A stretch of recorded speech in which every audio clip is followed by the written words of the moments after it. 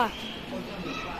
அவருடைய தந்தையின் பெயர் குமாரசாமி, தாயார் சிவகாமி அம்மையார். எளிமைக்கும் நேர்மைக்கும் பெயர் பெற்றவர். படிக்காத மேதை கர்ம வீரன் என்று புகழப்படுகிறார். 1976ஆம் ஆண்டு இந்திய அரசாங்க மிகப்பெரிய விருது பாரத ரத்னா விருது அவருக்கு வழங்கப்பட்டது.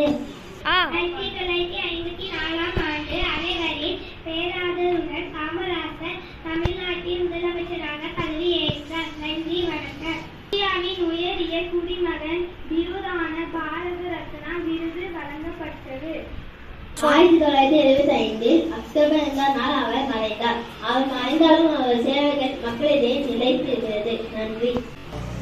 அனைவருக்கும் வணக்கம். என் பெயர் கணேஷ். நான் 5ஆம் வகுப்பு படிக்கிறேன். கர்ம வீரரை காமராஜரே, விருதுநகரின் கருப்பு காந்தியே, படிக்காத மேதையே, தென்னாட்டு காந்தியே, 3 முறை தேர்ந்தெடுக்கப்பட்ட முதல்வரே, மத்திய உணவு திட்டத்தை கொண்டு வந்த வல்லரே, திறமைக்கும் நல்லாட்சிக்கும் பெயர் பெற்றவரே, இம்மண்ணை விட்டு சென்றாலும்